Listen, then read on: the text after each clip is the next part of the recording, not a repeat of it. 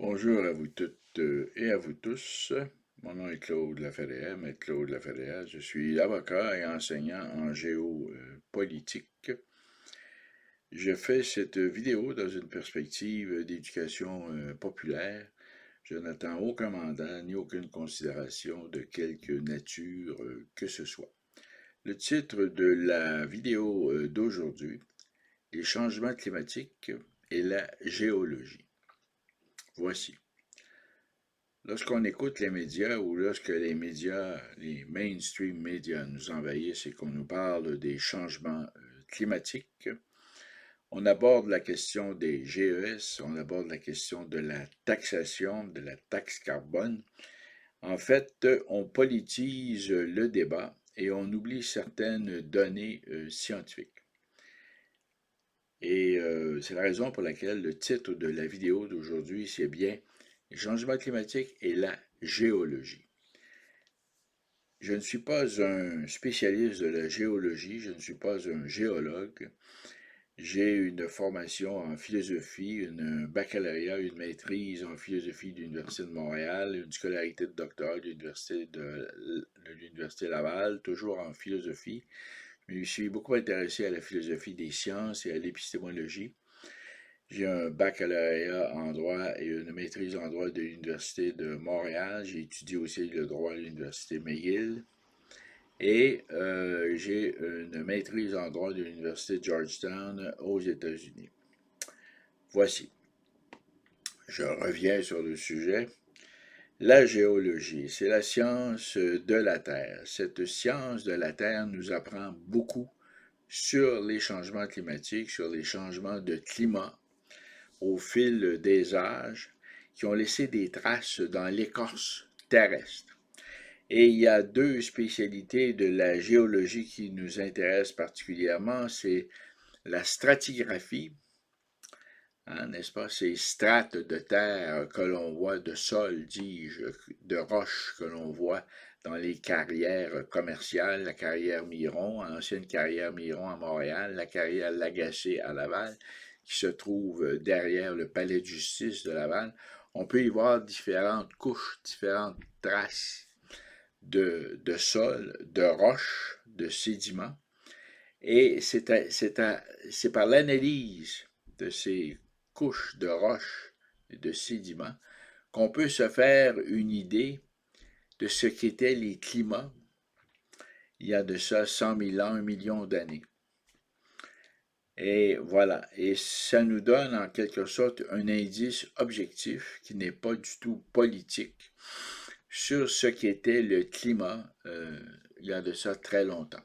Généralement, lorsqu'on s'intéresse à cette discipline qu'est la géologie, une discipline qui me passionnait lorsque j'étais adolescent, on divise l'histoire de la Terre en 4 périodes, primaire, secondaire, tertiaire et quaternaire, que l'on subdivise en précambrien, cambrien, trias, jurassique, crétacé. Évidemment, je ne suis pas un géologue, je n'ai pas la prétention de donner une analyse géologique, mais simplement pour vous dire que de ça, on n'en parle pas ou on en parle peu dans les médias. En particulier aussi avec la fonte des glaciers, on parle peu des apports de la glaciologie qui nous apprend aussi des choses assez surprenantes.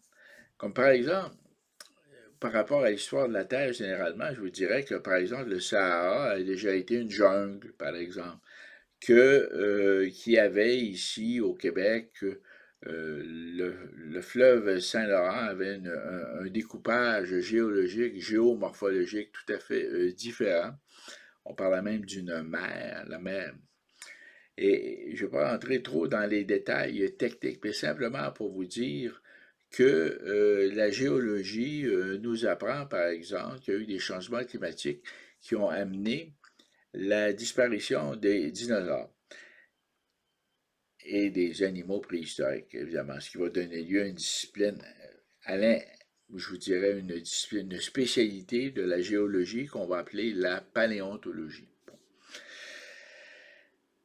Et tout ça pour vous dire, pour finalement arriver, sans entrer dans des détails techniques, pour vous dire que le climat, c'est pas, c'est pas quelque chose de fixe. de stable.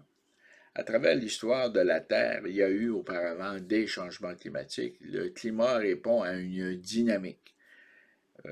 une dynamique qui dépend beaucoup de la dynamique interne de la Terre, de la couche, de l'écorce terrestre qui est en modification permanente puisque le cœur de la Terre est formé d'un magma et on le voit avec les volcans. Le magma, le sial et le cima, le silice, le magnésium, différentes composantes chimiques qui font en sorte que la Terre a une sorte de dynamique interne qui lui est propre, ce qui va amener le déplacement des continents, la fameuse ceinture de feu qui part de la Californie et qui monte jusqu'en Alaska et qui redescend jusqu'au Japon et qui est en quelque sorte une des zones extrêmement sensibles de la Terre, qui va se poursuivre aussi jusqu'en Amérique du Sud. Là, il y a donc tout un bloc autour de l'océan Pacifique qui est mouvant. Donc, il y a une dynamique interne qui est reliée à je vous dirais, à la fusion. C'est comme si la Terre était une sorte je vous dirais, de petite étoile qui se refroidit autour du Soleil, qui serait notre grande étoile.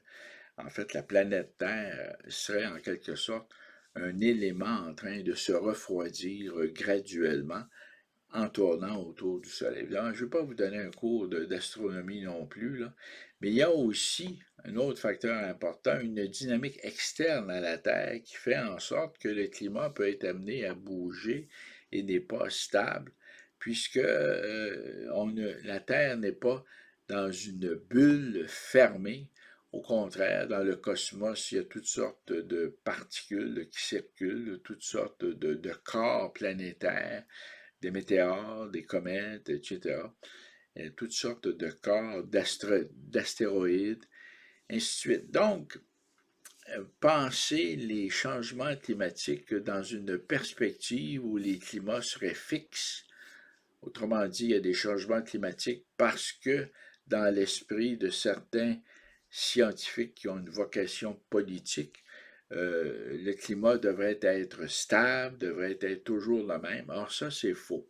Il y a de la pollution, bien entendu, causée par l'activité humaine, mais les changements climatiques ont toujours été là et font partie de la dynamique naturelle de la Terre en raison de sa présence dans le cosmos, mais en raison aussi de sa propre dynamique interne.